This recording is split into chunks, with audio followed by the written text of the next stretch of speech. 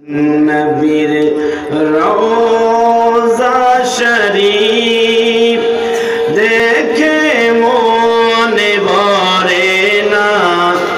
ঝনঝন না করে কিন্তু ক্লিয়ার হচ্ছে না, ঝনঝন না করে কেন চিকন করে ক্লিয়ার হচ্ছে না। নবীর রওজা শরীফ দেখে মনে ভরে না। দিদার শাহে মদিনা, যারা পারেন বলবেন নবীর রওজা শরীফ দেখে মনে ভরে না। নবীর রওজা দেখে মনে ভরে না। দিদার দাও শাহে মদিনা, দিদার দাও শাহে মদিনা।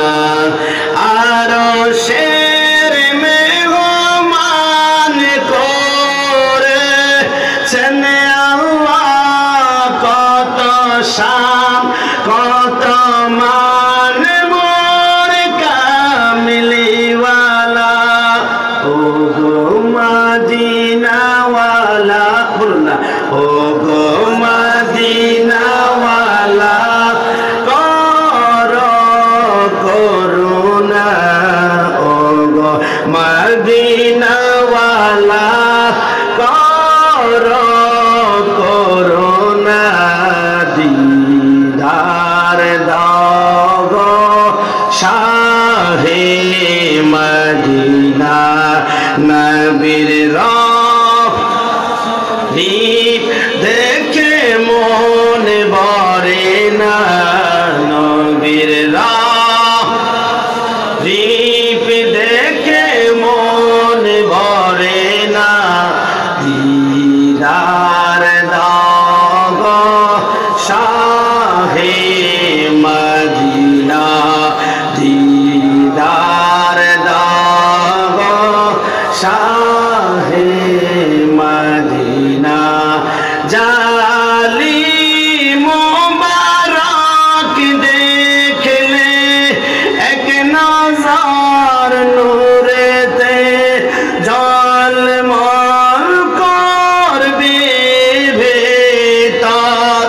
ও গো রাউফুর রহিম, বলুন, ও গো রাউফুর রহিম কাছে ডাক দাও না। ও গো রাউফুর রহিম কাছে ডাক দাও না। দিদার দাও গো শাহে মদিনা। সত্যিকার অর্থে হৃদয়ের ভিতর থেকে বলবে সরকারে মদিনার দিদার জীবনে একবার হলো আমরা চাই কি চাই না? এ আওয়াজ মানি না, জবান খুলে বলুন চাই কি চাই না? দুই হাত তুলে বলুন চাই কি না? কেন বলবা?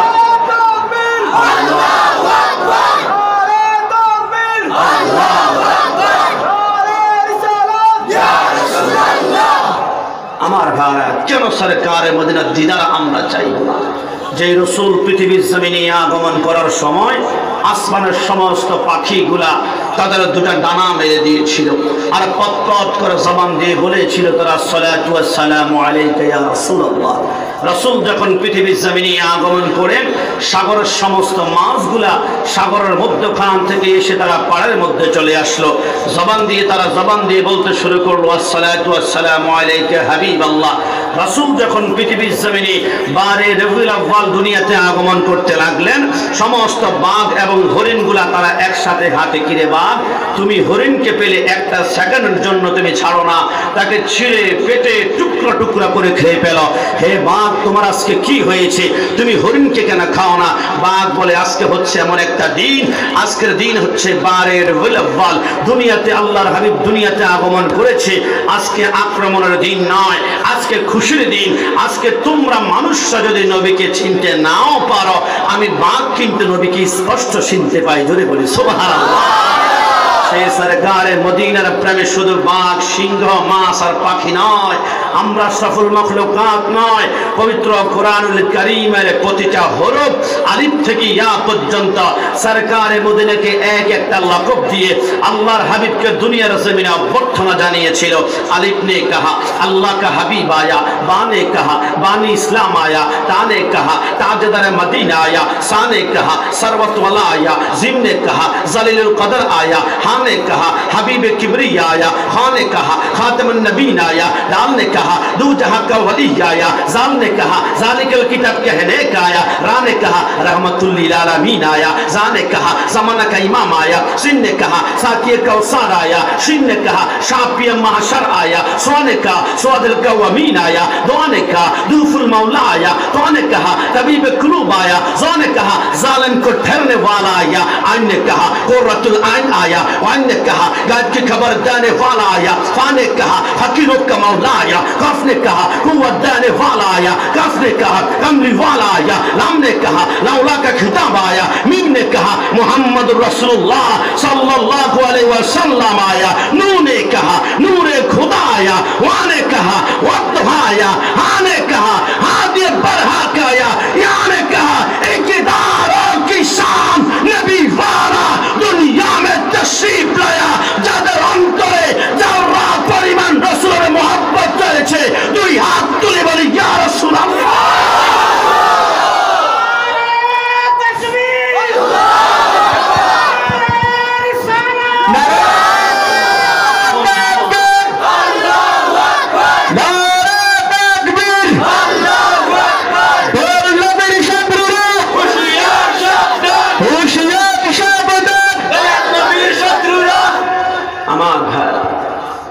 যে রাসূলুল্লাহর শান তাম সৃষ্টি জগতের সমস্ত কীট পতঙ্গ এমনকি আলিফ থেকে ইয়া পর্যন্ত রাসূলুল্লাহর শান গায়।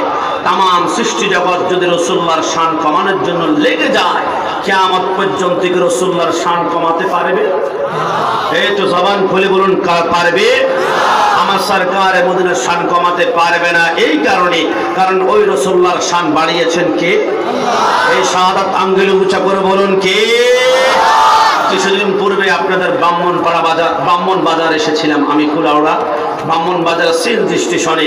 সেইখানে এক বাতিল আমাকে প্রশ্ন করেছিল, যদি জানার জন্য প্রশ্ন করে তাকে মোবারকবাদ আমি সব সময় দেই, আর যদি আক্রমণ করার জন্য প্রশ্ন করে তখন তাকে সব সময় হেদায়েতের জন্য আল্লাহর দরবারে দোয়া করে প্রশ্ন করেছিল, হুজুর আপনারা সুন্নিরা বেশি বেশি নবীকে কাবারও কাবা বলেন, কথায় কথায় নবীকে কাবারও কাবা বলেন, ইয়া নবী সালাম আলাইকা পড়তে গেলে আপনারা বলেন আরশকা কাবা মদিনা, ফরশকা কাবা মদিনা, কাবা কা কাবা মদিনা। রাসূল আবার কিভাবে হলো? আমি তাকে বললাম, তুমি যদি মহব্বত সহকারে জানার জন্য প্রশ্ন করো আমি তোমাকে উত্তর দিব, তবে এর আগে আমার সামনে যারা বসে আছেন রাসূলকে কাবারও কাবা বলতে আমাদের কোনো সমস্যা আছে?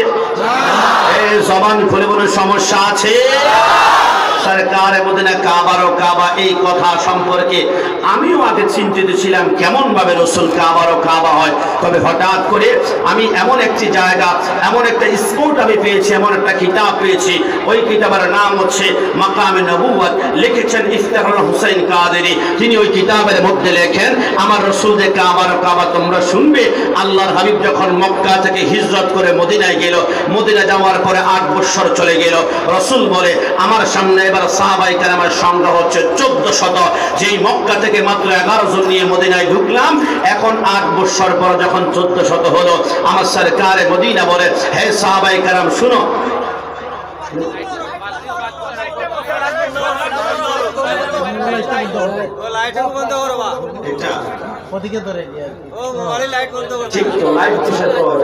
সুন্নিদের চেহারা হতে চায় একটা লাইট, জবান খুলে বলুন ঠিক কিনা? আর সুন্নিদের চেহারা লাইট হবে না, কারণ লাইট অর্থ আলো, এর আরবি হচ্ছে নূর। যারা রাসূলকে নূর বানবে তাদের চেহারাই তো নূরান্বিত হবে, জবান খুলে বলুন ঠিক কিনা? রাসূলকে নূর মানতে কোনো সমস্যা অন্যদিকে যাচ্ছি না। তো আমি যেটা বলতে চাচ্ছি, সুন্নিদের চেহারা নূরানি হওয়ার একটি অন্যতম কারণ হচ্ছে তারা রাসূলকে নূর মেনে থাকে, এই জন্য তাদের চেহারার মধ্যে আল্লাহ নূর সেন্ট করে দিয়েছেন। যদি বলুন সুবহানাল্লাহ। আল্লাহর হাবিব বলে হিজরতের 8ম বছর যখন হয়ে গেল, যারা রাসূলুল্লাহকে কাবা মানতে চায় না, আমার রাসূল তাদেরকে বলে তোমরা শুনো আমরা কি করলাম। 1400 সাহাবায়ে কেরামের যখন টিম হলো, আল্লাহর হাবিব বলে চলো সাহাবায়ে কেরাম, সিদ্দিক আকবর, ওমর ফারুক, হযরত ওসমান, হযরত আলী, তোমাদের কি মনে রয়েছে আমরা যখন মক্কার জমিনে ছিলাম কত অত্যাচার কাফাররা আমাদের উপর করেছে।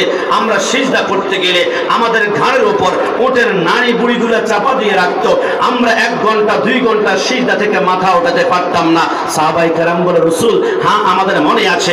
আমার রাসূল বলে চলো, যে মক্কা থেকে আমাদেরকে হিজরত করতে বাধ্য করেছে আমরা সেই মক্কাতে যাব, আমাদের বাপ দাদার সম্পত্তি ভিটা আমরা উদ্ধার করব। সমস্ত সাহাবায়ে কেরাম সেইখানে গেলেন। কাবার সামনে গিয়ে আমার রাসূল বলতে শুরু করলেন লাব্বাইক আল্লাহুম্মা লাব্বাইক লা শারীকা লাকা লাব্বাইক ইন্নাল হামদা ওয়ান নি'মাতা লাকা ওয়াল মুলক লা শারীকা লাকা লাব্বাইক। 7 চক্কর দেওয়ার পরে আমার রাসূল বলে আইনা বেলালু, হে বেলাল তুমি কোথায়? হযরত বেলাল বলে লাব্বাইক ইয়া সাদাইক ইয়া রাসূলুল্লাহ, নবী আপনি বলুন একটা সেকেন্ডে আমার জীবনটা আপনার কদমে কুরবান করব। আমার নবী বলে বেলাল না, এই মুহূর্তে জোহর নামাজের সময় হয়েছে, আযান দিতে হবে। আযান দেওয়ার জন্য বেলাল আজকে নিচে আযান দিলে শোনা যাবে না।